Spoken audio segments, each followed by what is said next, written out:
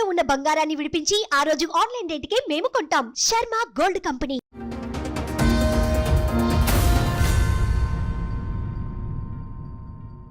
నా పేరు జ్ఞానేశ్వరమ్మ, శ్రీరామోజు జ్ఞానేశ్వర్. నేను వచ్చింది చింతల నుండి అమ్మ, హెచ్ఎంటి చింతల్. మా అబ్బాయి అమ్మ. మా అబ్బాయికి మన గత 1 year బ్యాక్ మ్యారేజ్ చేసినట్టమ్మా. అక్టోబర్ 18, 2024లో మ్యారేజ్ చేసినామమ్మ. అయితే అమ్మాయి ఏం చేసింది, 24 అక్టోబర్ నుండి నవంబర్, డిసెంబర్ 20 తారీఖు 24 తారీఖు వెళ్ళిందమ్మా ఇంటికి. 2 months మా ఇంట్లో ఉన్నది. ఈ 1 month ఏం చేసినాము, టెంపుళ్ళు తిరుగుడు చేసుడు ఇవన్నీ జరిగినాయి. తర్వాత 1 month ఇంట్లోనే ఉన్నారు. అయినా ఇల్లు దగ్గర 1 kilometer 1.5 kilometer వాళ్ళ ఇల్లు కూడా దగ్గరలోనే. అయితే వస్తుంటుండే పోతుంటే నేనేమంటలేను, మంచిగా ఉంటూ వాళ్ళు మంచిగా ఉంటే చాలులే అన్నట్టు నేను కంటిన్యూగా పోతుంటుండే. 2 రోజులకు ఒకసారి పోతూనే ఉంటుండే. ఫోన్ రాగానే వాళ్ళ అమ్మ పిలుచుకుంటుండే వెళ్ళిపోతాడు, వాళ్ళ తమ్ముడు పిలిచినా వెళ్ళిపోతుంది, మళ్ళీ వచ్చేస్తుండే. మళ్ళీ సార్ ఇక నేను ఏమనలే, సరేలేరా ఇల్లు దగ్గరగా కొత్త పెళ్ళి అయింది ఏదో పోయి రానిలే అన్నట్టు నేను కూడా ఏమనలేను. సార్ ఇది అరేంజ్డ్ మ్యారేజ్? మీ అబ్బాయి అరేంజ్డ్ మ్యారేజ్. అంటే మీకు వాళ్ళు తెలిసిన వాళ్ళ లేకపోతే ఎట్లా? అయితే నాకు ఇప్పుడు కాదమ్మా, ఒక 20 years బ్యాక్ వాళ్ళ డాడీ నాకు ఒక కానిస్టేబుల్ గా మనకు పరిచయం. వాళ్ళు పోలీస్ డిపార్ట్మెంట్ అమ్మా. అయితే ఒక కానిస్టేబుల్ గా పరిచయం అనమాట. మా వృత్తి కూడా వాళ్ళు కూడా ఇంతకుముందు అతను వృత్తి చేసినవాడు. అయితే డిపార్ట్మెంట్కి వెళ్ళిపోయింది, ఇక జాబ్ వచ్చింది, మంచిగా ఉన్నారు. ఆయన ఏఎస్ఐకి వచ్చిండమ్మా ఇప్పుడు. అయితే అతను ఇదివరకు 20 ఏళ్ళ కింద మేము కలిసి తిరిగే వాళ్ళమమ్మా. ఎక్కడైనా కూర్చున్నా సిట్టింగ్ ఫ్రెండ్స్ లాగా ఉండేవాళ్ళం. తర్వాత ఆయన ఒక 10 సంవత్సరాలు వేరే జాబ్కి వెళ్ళిపోయింది, మాకు గ్యాప్ వచ్చేసింది. ఇక నా నంబర్ అతని దగ్గర లేదు, అతని నంబర్ నా దగ్గర లేదు, గ్యాప్ అయిపోయింది.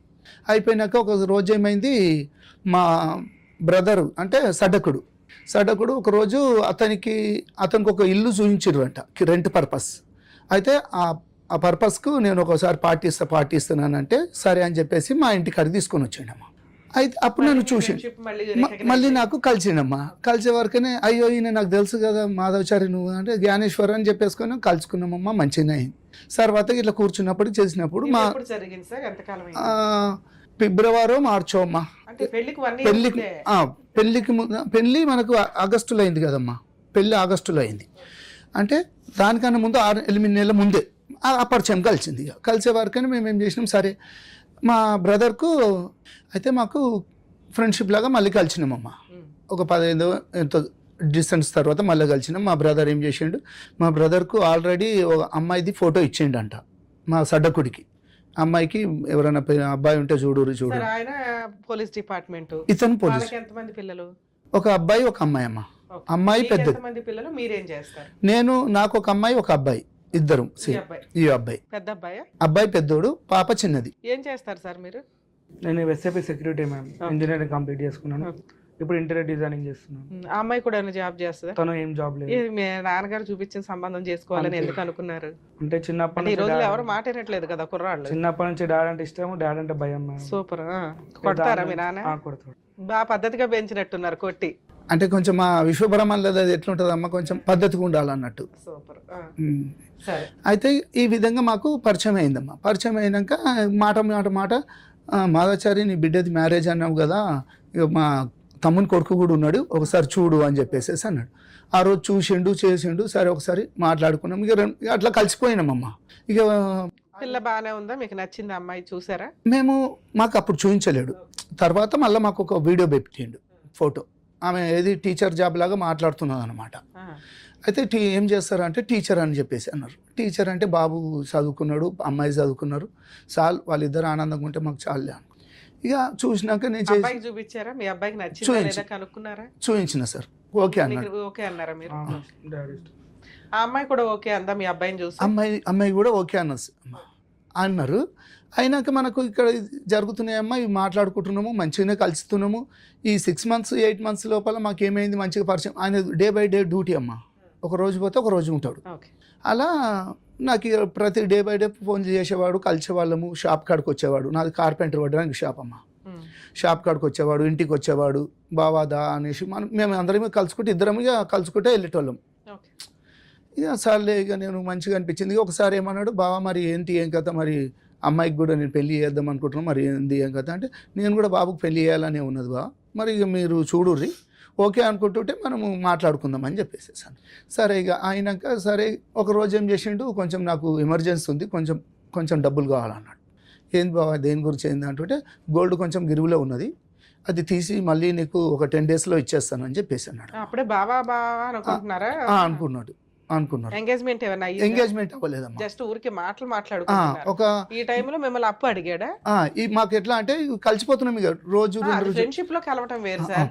ఆడపిల్లని మీ ఇంటికి ఇద్దామని అనుకుంటున్నారు, ఆ మాటలు అయినాయా అవ్వలేదు? అప్పటికి ఏది అప్పుడు అట్లా అయినాకనే నన్ను బావ అన్నాడు, ఒప్పుకుంటున్నారు మాట్లాడుకుంటున్నారు ఇద్దాము అన్నప్పుడు జోగ్గా భావాన్ని స్టార్ట్ అయ్యింది.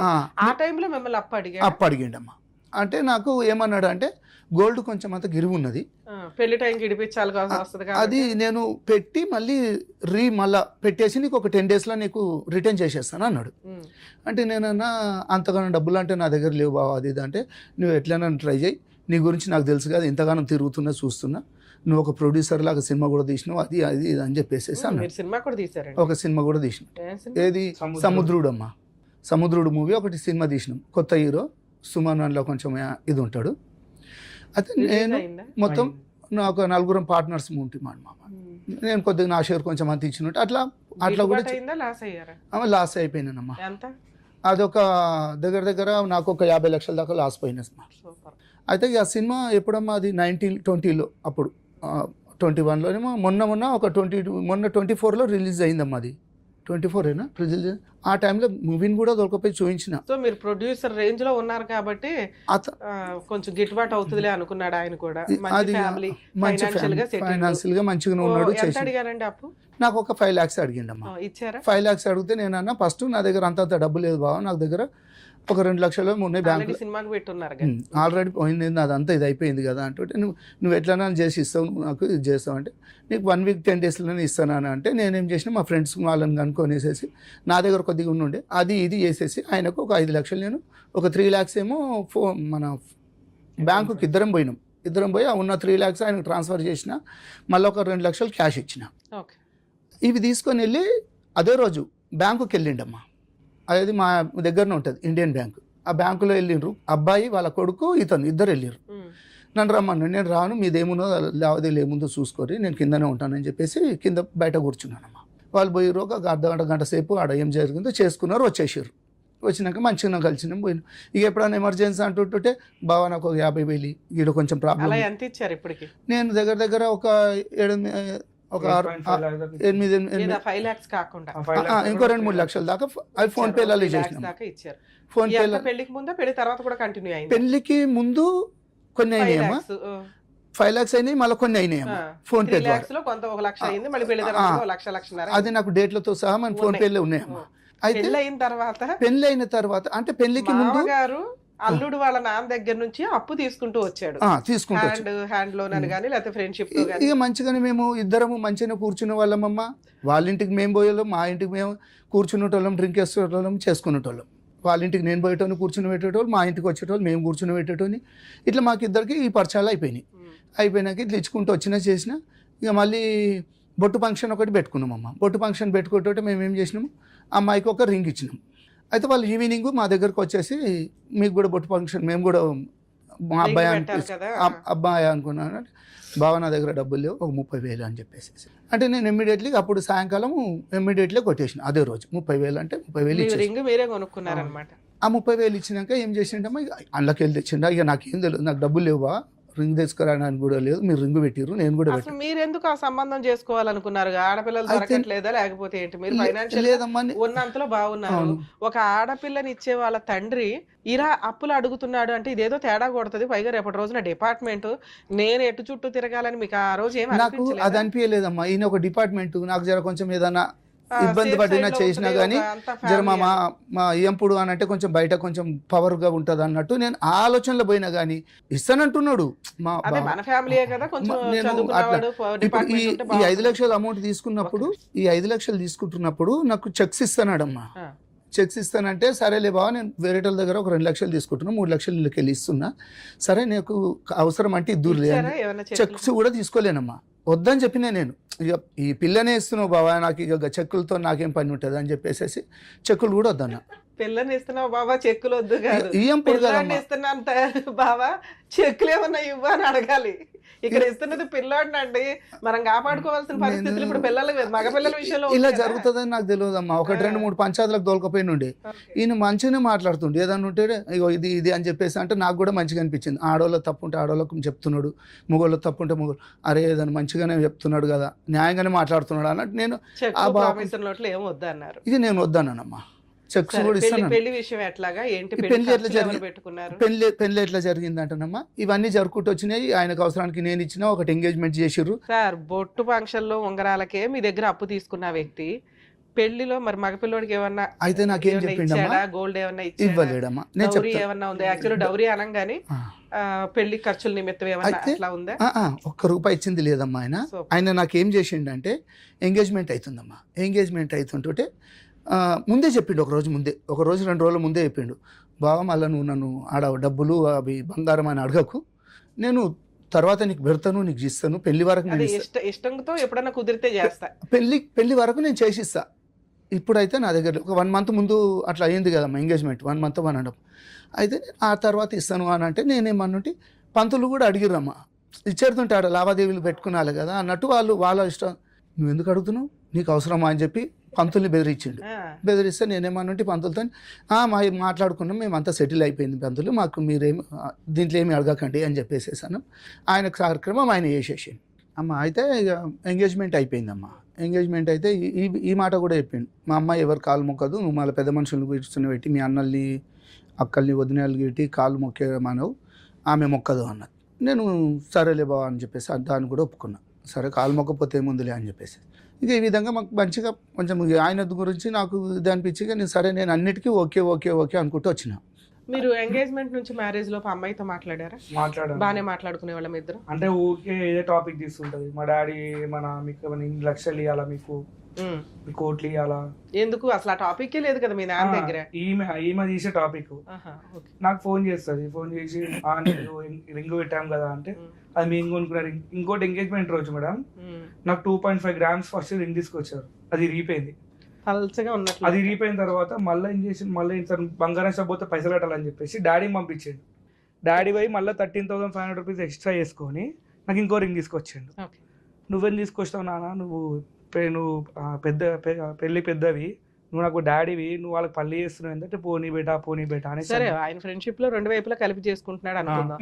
మీ ఇద్దరి మధ్య ఫ్రెండ్షిప్ అంటే ర్యాపో బాగానే ఉందా మీ వైఫ్ కి? నేను చెప్పాను 2-3 times చెప్తే వాళ్ళ ఇంట్లో కూడా చెప్పాను, ఇట్లా అమ్మాయి వద్దంటుంది పెళ్లి, మరి ఎందుకు చేస్తున్నారు వద్దందా? మరి ఆ మాట మీ నాన్నకి చెప్పాను. ఏం సార్ మా అమ్మాయి కొంచెం తేడాగానే మాట్లాడింది కదా స్టార్టింగ్ లోనే, జోక్గా కూడా అన్నారు పెళ్లి ఇష్టమేనా అని మిమ్మల్ని ఇందాక అడిగి ఏమన్నారు, ఇష్టమే మేడం అమ్మాయితో మాట్లాడాం స్టార్టింగ్ లో అదే. మళ్ళీ తర్వాత వీళ్ళు మాట్లాడుకున్నప్పుడు ఈ మాట అన్నారంట, ఈ మాట బాబుతో అన్నారు, మా మిస్సెస్ తో కూడా అన్నదంట. అన్న వరకు నేను ఏం చేసిన, మా సడ్డకుడు ఉంటాడు కదా వాళ్ళ అక్కనే, వీళ్ళ అక్కయ్య భర్తని ఆయననే చూపించింది మాట్లాడింది. అయితే వాళ్ళిద్దరు పిలిపించి నేను ఇతనికి ఫోన్ చేసిన, ఏం బాబా ఇది ఏం పంచాది, ఏం లోలి, పెళ్ళే కాలేదు ఇప్పుడు ఏమో అంటున్నారు అంటే, లేదు బాబా అట్లా ఏముండదు అని అంటే, నేను మా అన్నని మా వద్దని పిలిచి ఇట్లా అంటున్నదంట, మరి ఒకసారి తెలుసుకున్నాక మరి ఏదైనా ఎంగేజ్మెంట్ చేసుకుందాము అని అంటే, కాకముందు ఇది బొట్టు ఫంక్షన్ అయిపోయినాక ఎంగేజ్మెంట్ కాకముందు అయితే పోయినామమ్మా. నేను మా మిస్సెస్ వాళ్ళిద్దరు ఇంటికి వెళ్ళినాం, వాళ్ళ ఇంటికి వెళ్ళి మాట్లాడినాం. చూడు మరి మా భార్య అన్నది అనుజ్ఞ నువ్వు ఇట్లా ఫోన్ చేసి నాకు ఇష్టం లేదని చెప్పినావు, మరి ఎందుకన్నా అంటే వాళ్ళ డాడీ అన్నాడు, ఏమమ్మా అన్న అత్తయ్యతో అంటే, నేనెందుకన్నా, నాకు డాడీ నా గురించి నీకు తెలుసు కదా, నేనెందుకంటానని చెప్పేసి మాట మలిపేసేసి మాట్లాడిందట. అప్పుడే మీ వైఫ్ కి మీ అబ్బాయికి ఒక డౌట్ రావాలిగా మీకు గానీ, ఇట్లా మన ముందు ఒక ఎందుకంటే నిజం మీకు తెలుసు అమ్మాయికి తెలుసు. అవును, మీ వైఫ్ వాళ్ళు విన్నారు, మీ అబ్బాయి కూడా విన్నాడు. వాళ్ళు అబద్ధం చెప్పరు, నాన్న ఇట్లా అంది పెళ్లి ఇష్టం లేదు అని. సో ఇంత అబద్ధం చెప్తుంది ఇప్పుడే ఈ అమ్మాయి, ఇదేమైనా కొంచెం తేడా వ్యవహారమా అని మీరు ఎందుకు స్టాప్ అవ్వలేదు? పైగా అన్ని అప్పులు అడుగుతున్నాడు మిమ్మల్ని.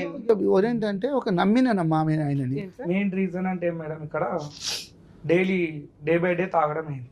ఈయన డాడీకి అతను మా మామయ్యకి. ఆయన ఈయన ట్రాప్ చేశాడు, ఈయన ఆయన ట్రాప్ చేశాడు. ఇంకోటి ఏంటంటే మా చెల్లి వాళ్ళకి మామయ్య లేడు, వాళ్ళకి మామయ్య లేడు, సడ్డకుడు లేడు ఇతనికి, వియ్యంపుడు లేడు అని చెప్పేసి నాకు వియ్యంపుడు గట్టి దొరికింది అని చెప్పేసి అదే డైలీ అంటే ఏమున్నా నాకు ఫోన్ చేస్తాడు, రాత్రిపూట ఫోన్ చేసి నేను చచ్చిపోతా ప్లీజ్ అది అంటే ఏమైంది మామ అంటే నాకు అర్జెంట్ 3 లక్షలు ట్రాన్స్ఫర్ అయ్యి అంటాడు. నేను ఏడికి వెళ్తే వాళ్ళ మామ 3 లక్షలు నువ్వు జాబ్ చేసిన పైసలను సంపాదిస్తున్నావు అంటే నా పెళ్లి ఖర్చులు నేను గ్రాండ్గా వేసుకున్నాను మామ అంటే నాకు వచ్చి ఇట్లా ముద్దులు పెట్టిండు, అల్లుడు నువ్వు సూపర్ అల్లుడు అది అనేసి. ఎందుకు మామ నేను పోలీస్ అని ఒక ఫంక్షన్ హాల్కి వెళ్ళండి మేడం సత్యగౌరి అనేసి. వెళ్ళిన తర్వాత 2,80,000 ఫైనల్ అని చెప్పిండు అమౌంట్.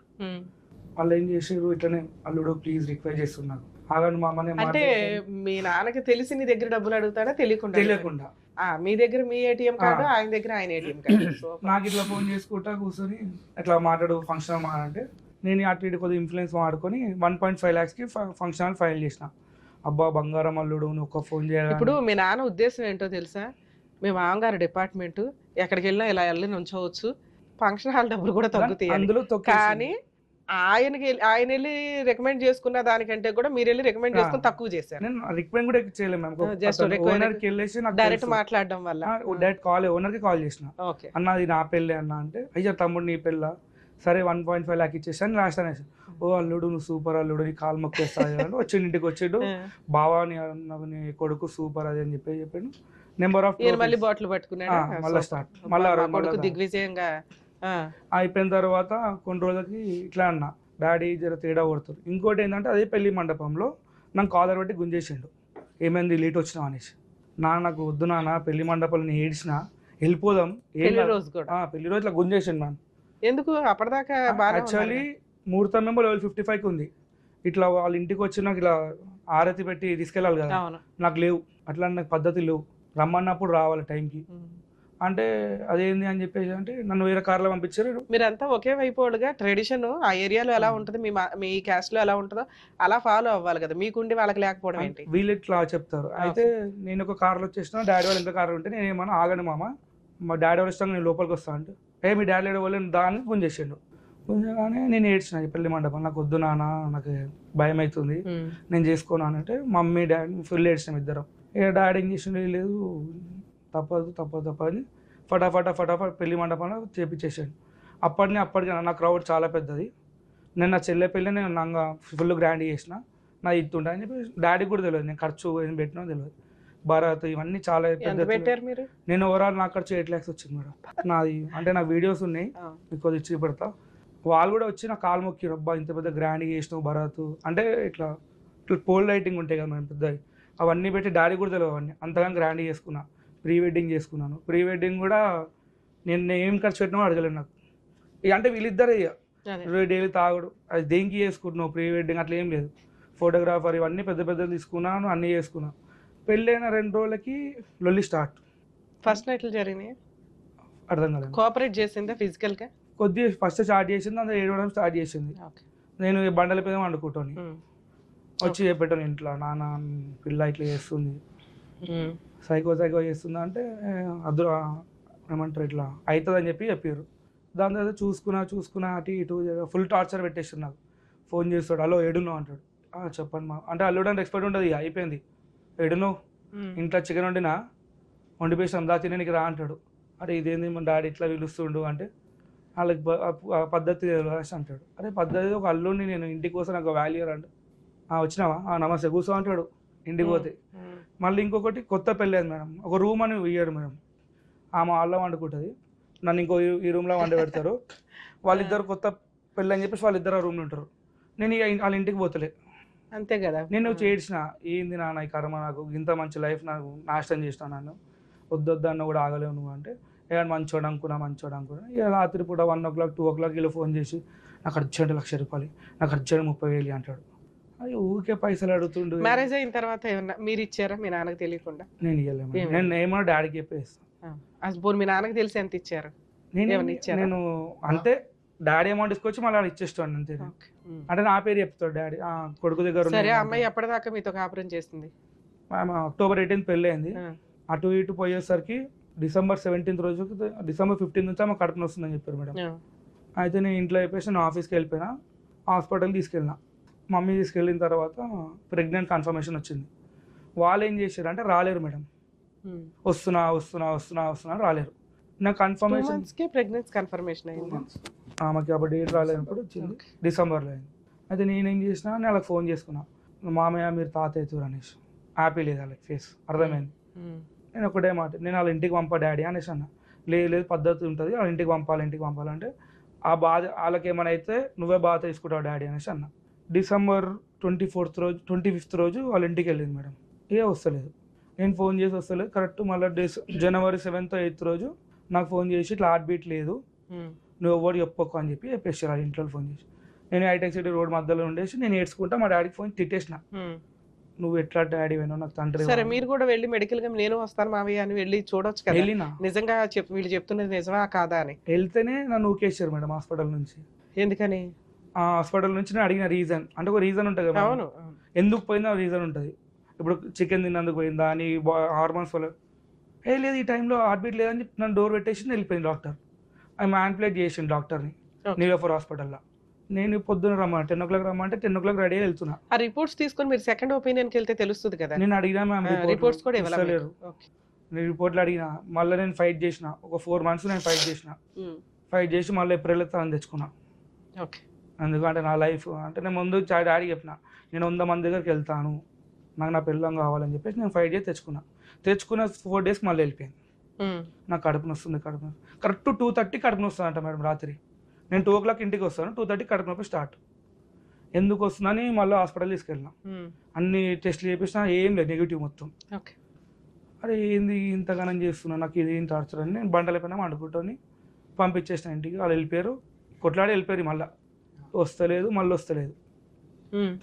అమ్మ ఇలా జరిగిపోయినాక మ్యారేజ్కి ఏం చేసిండ్రమ్మా, మ్యారేజ్ పప్పన్నం పెట్టమని చెప్పినామమ్మ. ఏది ఎంగేజ్మెంట్లు అయిపోయినాయి, ఇవన్నీ అయిపోయినాయి. వాళ్ళు చెప్పిన దానికి నేను ఒప్పుకుంటూనే ఉన్నా. సరే ఇలా కాకపోతే రేపు పొద్దున ఒకటే అన్నాడు, నాది మళ్ళీ నెక్స్ట్ ఒక 4-5 సంవత్సరాలు అయితే నాది రిటైర్మెంట్ అవుతుంది బావ, నాకు పైసలు కూడా వస్తాయి. ఇందులోకి వెళ్ళి ఇచ్చింది బంగారం అమ్మాయి పేరు మీద ఒకటి పెట్టిండమ్మా. అది గోల్డా రోల్డ్ గోల్డా నేను ఇంతవరకు అడగలేను, చేయలేను, నాకు అవసరం లేదు. అమ్మాయికి పెట్టుకున్నాడు, నేను అడగలేను. సరే ల్యాండ్ ఇస్తానన్నాడు కదమ్మా. నేను పెళ్ళి కాక ముందు నుండి నేను అడుగుతున్నా, బావ ఒకసారి ల్యాండ్ చూసి వద్దాం అమీన్పూర్లో ఉన్నది అన్నాడమ్మా. అయితే ఆ ఆడ ల్యాండ్ లేదమ్మా, డాక్యుమెంట్స్ ఉన్నాయి కానీ ల్యాండ్ లేదు. అయితే ఇది ఎప్పుడో కొనుక్కున్నారంట వాళ్ళకు, ఈ రియల్ ఎస్టేట్స్ వాళ్ళు వాళ్ళకు డబ్బులు ఇవ్వకపోతే మళ్ళీ వాళ్ళే ఆప్కో చేసుకొని అదంతా అడగడం వల్ల వాళ్ళు ఏమైనా అలిగి గొడవ పడ్డారు. అది నేనేమన్నుంటి. అయితే ఏంది బావ ఇక్కడ జాగలేదు ఏం లేదు, మొత్తం బాండరీలు కట్టేసుకోరు. బాండరీ కట్టుకున్నాడు. నేను లోపల పోనీకి ఒక గేట్లోకి వెళ్ళి పోయినాం. 2వ గేటు ఉన్నది ఇంకో లోపల. ఆ గేట్ లోపల ఆడ కారు పెట్టుకున్నాము, పోయి తిరిగితే దీన్ని ఇంకొక బావ ఆడున్నది బావ, ఏడున్నది బావ అంటే, ఏడున్నది బావ జాగా అనేది ఎక్కడ కనీసం లేదా అని అంటే, ఇంకొక దగ్గరికి వెళ్ళి వస్తుంది, ఏది లేదు బావ, ఇదంతా ఆయనకు డబ్బులు ఇవ్వని పక్షంలో ఇదంతా పోయిందంటే నేను ఆల్రెడీ ఇక్కడ ఊరోళ్ళని కూడా కనుక్కునే వారికని ఇట్లా జరిగింది అన్నాడు. సరే వారికని మీరు పెళ్లిలో ఏమన్నారంటే, ఏం పెట్టుకుంటావు బావా, మీకు అమ్మాయికి పెట్టుకో, మాకేం అవసరం లేదు, నాకు వద్దు, పిల్లకి ఒక ల్యాండ్ ఉంది అది పెడతాము, ఒక గోల్డ్ పెట్టుకుంటాం. గోల్డ్ ఏం పెట్టారో కూడా మీకు తినగా తెలియదు, ఎందుకంటే ఆ పెళ్లిలో మీతో ఏదో చూపించలేడు కూడా నాకేం. ఆ ల్యాండ్ ఏదైతే ఉందో వీళ్ళ దగ్గర డాక్యుమెంట్లు ఉన్నాయి తప్ప అటువంటి పొజిషన్ గానీ కడీలు వేసి గానీ లేకపోతే ఏమి గానీ అక్కడ ఏమీ లేదు, అది కూడా ఫేక్. ఇది ఈ ల్యాండ్ ఇప్పుడు చూపిస్తున్న ల్యాండ్ లేదు కదమ్మా, దాని డాక్యుమెంట్స్ కూడా నాకు పంపించిండు. దాన్ని ఏం చేసిండు, నీ పేరు మీద రిజిస్ట్రేషన్ చేస్తా, నువ్వేం చేస్తావు, నేను డాక్యుమెంట్లు మాత్రమే ఉన్నాయి, అక్కడ స్థలం లేదు, దాన్ని పెట్టి నా ఈ ఎవిడెన్స్లు అడిగిండమ్మా. నీ పాన్ కార్డు నీది అవి ఉంటే ఐటీలు ఉంటాయి, నువ్వు కడుతుంటుంటావు బాబా, నాకు అవి ఇచ్చేసాయి, నేను బ్యాంకులో నేను లోన్ తీసుకుంటాను అన్నాడు. అయితే నేనేమన్నుంటి, ల్యాండ్ నాకు నా పేరు మీద లేనిది నేను ఎట్లా నీకు బ్యాంక్ నా పాన్ కార్డు అవన్నీ పెట్టమంటే నేను పెట్టలేను. ఒక వారం రోజులు ఫేక్ అవుతుంది కదా సార్. రేపు రోజున ఎవరైనా లోన్ ఎట్లా ఇస్తారండి, పొజిషన్ చూసి ఇస్తారు, అక్కడ పొజిషనే లేదు, ఆయన ఇన్ఫ్లుయెన్స్ వాడుకొని తెచ్చుకుంటాను అనుకున్నాడు. ఒకవేళ మేనేజ్ చేస్తే ఏమయ్యేదో తెలుసా, మిమ్మల్ని లోపల నన్ను వేస్తారు, అది నాకు తెలిసిపోయింది. నేనేమన్నుంటి, నేను పెట్టలేను. అయితే ఒక 1 week తర్వాత మళ్ళీ ఏమన్నాడు, బావా నువ్వు నాకు హుషారు చూపించినావు, నాకు పేపర్లు పెట్టమంటే పెడతలేవు అంటే, నేనన్నా బావా పేపర్లు పెట్టినంత మాత్రమే కాదు, ఆడ ల్యాండ్ లేదు ఏం లేదు, నేను మ్యారేజ్ అయినాక 1 month లోపల నేనమ్మా ఇవన్నీ. అయితే అప్పుడు ఏం చేసిండు, నీ పేరు మీద రిజిస్ట్రేషన్ చేసేస్తా, అప్పుడు నీ పేరు మీద లోన్ తీసుకొనేసి మళ్ళీ నాకు ఇద్దు అన్నాడు. నేనన్నా నాకు ఇటువంటివి వద్దు, ఒక బ్యాంకు మామూలుగా లోన్లు ఇప్పిస్తే వాళ్ళతో కూడా మాట్లాడినామమ్మ. ఈ డాక్యుమెంట్ ఉత్తవి పంపించేసి ఇట్లా 20 లక్షలు కావాలి ఇది అని అంటుంటే, సార్ అది ల్యాండ్లు చూస్తారు, వాళ్ళు అవన్నీ ఎంక్వైరీ చేసుకున్నాకనే మీకు ఏదైనా ల్యాండ్కు అమౌంట్ ఓకే సార్, అదేదో చేయబోయాడు, మీరు కొంచెం తప్పించేసుకున్నాను. అంటే ఇప్పుడు ఒక ప్రాపర్టీ పిల్లకి పెడతాము అని అన్నారు, అటువంటి ప్రాపర్టీయే లేదు, ఇది కొంచెం తేడాగా ఉందని మీరు ఏమన్నా అడిగారా? ఏంటి లేని ప్రాపర్టీ పెడతానని? నేను అది కూడా అడగలేనమ్మా, అది కూడా ఆ పాయింట్ వల్ల ఇలా కాపురం ఏమన్నా స్పాయిల్ అయిందా? దాన్ని అడగలేనమ్మా. ఏప్రిల్ లో మళ్ళీ ఏదో బతులు అడుగుని తెచ్చుకున్నాడమ్మా. ఓ 4 days కే వెళ్ళిపోయింది. మరి అప్పటి 1 వీక్ 5 days 1 week లో వెళ్ళిపోయింది. ఏప్రిల్ నుంచి మనం ఇప్పుడు డిసెంబర్ కు వచ్చాం. ఈ ఇంత టైంలో ఏమైనా పెద్ద మనుషులు పంచాయతీలు పెట్టినామమ్మా. ఎందుకు రాను అని రీజన్ గానీ ఏమైనా నేను చెప్తాను. చెప్పండి. ఇక్కడ ఏప్రిల్ అయిపోయిన తర్వాత మా డాక్టర్ తీసుకొచ్చింది డాక్యుమెంట్స్ అవన్నీ. దాంట్లో లోన్ పేపర్ నాకు దొరికినాయి. తిన పేరు మీద 12 lakhs లోన్ తీసుకున్నారు. ఏది ల్యాండ్ పెట్టేసి? ల్యాండ్ కాదు, పర్సనల్ లోన్. వాళ్ళ తమ్ముడు కొద్దిగా జాబ్ చేస్తుందా? జాబ్ ఏం చేయదు, వాళ్ళ తమ్ముడు కొద్దిగా ఫ్రాడ్ మేడం. అంటే ఆమెకి ఒక 6 months 1 year నుంచి శాలరీ ఇస్తారు ఆమెకి. ఒక కంపెనీ రొటేషన్ చేసుకుంటే ఫేక్ డాక్యుమెంట్ నుంచి లోన్ అతనికి శాలరీ వేస్తుంది తనకి. నేను అప్పటికి తన ఫోన్ పట్టుకొని నేను పట్టుకోలేను, నా ఫోన్ చెక్ చేస్తుంది, ఏమేమో చూస్తుంటుంది. అంటే నాకు ఏం లేదు, ఫుల్ ఫ్రీ అనేసి నేను పట్టించుకోవడం. దాని తర్వాత లోన్ ఎందుకు తీసుకున్నావు అని అడిగా. నువ్వు ఎవడు రా అంటున్నాను ఫోన్ చేసి. నువ్వు ఎవడు రా అంటే, మామ ఒక నేను హస్బెండ్ని, నాకు తెలియకుండా నువ్వు ఎవరు లోన్ తీసుకొని నేను తిట్టేసినాను. తిట్టాను. వాళ్ళ తమ్ముడు ఇన్స్టాల్మెంట్లు ఎవరు కడుతున్నారు? వాళ్ళే కడతారు. వాళ్ళ తమ్ముడు ఫోన్ చేసి, నువ్వు ఎవడు బా నువ్వు కడుతున్నావు మా అక్క మీద లోన్ అంటే, అరే దొంగలకి ఎందుకు తీసుకోర్రా ఫ్రాడ్, ఒక హస్బెండ్ తెలియకుండా ఎట్లా తీసుకుంటావు అని అడిగా. అంటే నువ్వు ఎవడు అని తిట్టింది. నువ్వు ఎవడరా నేను రాసి తిట్టేసిన. నేను ఆ మూమెంట్లో ఏమైపోయిందంటే, ఈ స్పాన్లో నాకు కొద్దిగా ఉండలేదు, వైఫ్ ఉండలేదు అని ఇంట్లో అందరు ప్రెషర్తో నేను కొద్దిగా డ్రింక్ ఎక్కువ అయిపోయింది నాకు, అంటే మెంటల్ ప్రెషర్కి. ఆ డ్రింక్లో ఏమైపోయింది, వాళ్ళకు నన్ను తిట్టడం చేసడం స్టార్ట్ చేసి. రికార్డ్ చేసుకున్నారా మీరు తిట్టేవన్నీ? అది కూడా డాడీది ఉండే రికార్డింగ్ మొత్తం. ఈ సంసారం పంపివా, ఒక 1 month గురించి మేము పెళ్లి చేసినామా అని ఫుల్ తిట్టుకున్నాం. ఇక రాదు మేడం, నేను ఫోన్ చేసి అడుగుతా ఎందుకు రావు. ఒక ఫంక్షన్కి వెళ్తుంది, వాళ్ళ బెస్ట్ ఫ్రెండ్ ఫంక్షన్కి వెళ్ళి గలీజా రెడీ అయిపోయింది. నీకు ఓపిక లేదు అన్నప్పుడు నువ్వు అరౌండ్ 50 kilometers ట్రావెల్ చేసినా అప్పుడు నీకు కడుపు నొప్పి రాలేదా అని అడిగిన. మళ్ళీ అక్కడనే 1 day స్టే చేసి ఏప్రిల్ తర్వాత ఎందుకు పోయినావు, నీకు కడుపు నొస్తుంది. పెద్ద మనుషుల పంచాయతీలు ఎప్పుడు జరిగినాయి సార్? 2 times అయింది. ఎప్పుడు? ఇంట్లో అయింది, దాని తర్వాత మా గుడిలో అయింది మేడం. లాస్ట్ గా జరిగి ఎంతకాలం అయింది? అరౌండ్ ఒక 4-5 months అవుతుంది. 4-5 months లో ఆ రోజు ఏం జరిగింది? రీజన్ ఏం లేదు, నాకు వద్దు. వద్దు అంటే ఒక మగపిల్లని పెళ్లి చేసుకొని బాగా అకౌంట్ లో డబ్బులు తీసేసుకొని వద్దు అనడానికి రీజన్ అంటే మీరు డౌరీ హెరాస్మెంట్ చేశారా, ఫిజికల్ హెరాస్మెంట్ చేశారా, బూతులు తిట్టారా, ఇంకా కట్నాలు తెమ్మని హెరాస్ చేశారా? వీటిలో ఏదో ఒకటి కాన్సెప్ట్ ఏంటంటే, నేనంట వాళ్ళకి ఫోన్ చేసి నేను వాళ్ళకి ఏమన్నా అంటే, మామ ఊకే అమ్మాయి వస్తలేదు నా ఇంటికి, నాకు ఇల్లు ఇప్పాను మామ, నేను మీతోనే ఇల్లు రికం వచ్చేస్తా అని చెప్పేసిన. ఆ మాటను పట్టుకొని ఏం చేశారు అంటే, వీళ్ళు ఇల్లు అడుగుతున్నారా, వీళ్ళ మా డాడీ రిటైర్మెంట్ పైసలకి వీళ్ళ అడుగుతున్నాడు అని చెప్పి ఆ అన్న మాట ఎందుకంటే, అయినా 1 yearలో తిప్పి కొడతా 1 month ఉంది మేడం, నేను ఇక్కడ ఉండాలి. ఇప్పుడు నేను 4 గోడలు అయితే ఉండలేను. ఒకప్పుడు సింగిల్ అంటే నేను బతికేటోని. నా బయట 100 మంది అడుగుతున్నారు, ఏది మేంద్రా, మా చెల్లి ఏది, మా వదిన ఏది, మా పిన్ని ఏది, మా అత్త ఏది అంటే ఏం చెప్పుకోవాలి. ఆ విషయంలో నేను ఉన్నా. దాని తర్వాత ఈమె ఏం చేసింది, నీ చైన్ బాగుందని చెప్పి చైన్ మెడలకి వెళ్ళి చైన్ తీసుకొని ఆమె మెడలు వేసుకుంది. ఏమండి ఇలా రింగు పెట్టుకోవాలా అంటే, సరే పెట్టుకో, నీకు సైజ్ సరిపోదా అంటే, నాకు ఈ బొటన్ వేలకు వస్తా అనేసి నా ఎంగేజ్మెంట్ రింగ్ ఆమె పెట్టుకుంది. ఎందుకు పెట్టుకుంటున్నావు ఇవన్నీ అంటే, తెల్లారి కథం వెళ్ళిపోయింది మేడం. 2 days వెళ్ళిపోయింది. వెళ్ళిపోయిన తర్వాత ఏమంటారు, నేను ఫోన్ చేసిన నా తీసుకుపోయినావు అంటే, మా డాడీ పెట్టినా అంటది. అరే మీ డాడీ ఎందుకు పెట్టింది, మా పైసలు అవి నేను కొనుక్కుని, నువ్వు నా బంగారం తీసుకొని నువ్వు అన్నిట్లో నాశనం చేస్తున్నావు ఏందని నాకు మా డాడీ ఫుల్ క్లాసెస్ అని. ఇద్దరు తెరువైన బకరాలు కూర్చున్నారు నా ముందు. ఇద్దరం కొట్టుకున్నాం, తిట్టుకున్నాం, చేసుకున్నాం. డాడీ ఇంత మోసం చేస్తున్నావు, నువ్వు ఇంతగానం ఏం చేసినావు అంటే ఇన్లేడు. ఫైనల్ గా ఏంటి సార్ ఇక్కడ దాకా రావడానికి రీజన్? మ్యామ్ అది ఏంటంటే, మ్యామ్ నాకు మా పైన ఇష్టమైన FIR రాశారు మేడం. కేసు రిజిస్టర్ అయింది. ఎప్పుడు ఎక్కడ? జీడిమెట్ల PS లో రిజిస్టర్ అయింది. మా కౌన్సిలింగ్ కూడా అయింది మేడం. మాకు ఇద్దరు కౌన్సిలింగ్ అవుతుంది. అరే ఆగునా 2 నిమిషాలు. మా ఇద్దరు కౌన్సిలింగ్ అయింది. అమ్మాయి రీజన్ చెప్తలేదు ఎందుకు వద్దు మీ హస్బెండ్ అంటే. ఇద్దరు 2 times కౌన్సిలింగ్, 2 times కూడా నాకు వద్దు అని చెప్తున్నా కానీ రీజన్ చెప్తలేదు పర్టికులర్. నేను చెప్పేసినాను, వస్తే నేను సంసారం చేసుకుంటా, అది మీ ఇష్టం అని చెప్పేసి నేను వచ్చేసిన బయటికి. అయితే దాని తర్వాత అక్కడ 2-3 కౌన్సిలింగ్స్ జరుగుతాయి. ఏమంది కౌన్సిలింగ్ లో ఏం చెప్పట్లా? కౌన్సిలింగ్ పెట్టారు కేటు నా పేరు మీద, మమ్మీ పేరు మీద, డాడీ పేరు మీద, చెల్లి పేరు మీద, అన్మ్యారీడ్ అమ్మాయి పేరు మీద. చెల్లి పేరు మీద ఎందుకు పెట్టారంటే, మీ సిస్టర్ కి మ్యారేజ్ అయింది, తనకు బాబు. ఎక్కడ ఉంటది? బోరబండ. మీకంటే ముందు మ్యారేజ్ అయిందా? నాకంటే ముందు 4 years అవుతుందమ్మా. 22లో అయింది. అంటే ఏమేమి పెట్టిరు అంటే నేనంట మాకు రోజు టార్చర్ పెట్టి మిగతా కట్నం తీసుకురా, మిగతా బంగారం తీసుకురా. మిగతా ఓకే, అసలు ఎంత ఇచ్చారంట? అసలు ఏం లేదు, అక్కడేదో రాసుంటారు. వాళ్ళ డాడీ అసలు ఎంత రాశారు అంటే 10 lakhs క్యాష్ రాశారు, 20 lakhs గోల్డ్ రాశారు, 20 తులాల గోల్డ్ రాశారు, సిల్వర్ అలా బట్టలు ఏమేమో రాశారు మేడం. అవి ఏం లేవు నా దగ్గర, ప్రూఫ్ అని చెప్పేసి నేను సబ్మిట్ చేసిన. నేను మా చెల్లి అంట మాకు రోజు టార్చర్ పెట్టుకుంటే నా పైసలు తీసుకురా అని అడిగినానంట. మీ చెల్లి ఎక్కడ ఉందమ్మా ఇంట్లో? పాప ఆవిడ ఉండదు కదా. వీళ్ళు అంటే కేసు స్ట్రాంగ్ కావాలని చెప్పేసి మమ్మీ అంట తను నిద్రపోతుంటే బకెట్ వాటర్ పోసి లేవు ఊడు అని చెప్పేసి అడిగామంట. అయితే ఇంకోటి ఏమో చెప్పింది, మేము డైనింగ్ టేబుల్ మీద కూర్చోవద్దు, మేము మంచం మీద కూర్చోవద్దు అంటే మీ డాడీ ఏమన్నాడు, పొద్దున్న లేచి ఇల్లుడు వాళ్ళమ్మ అంటే మా కూతురేమో సర్వెంటా.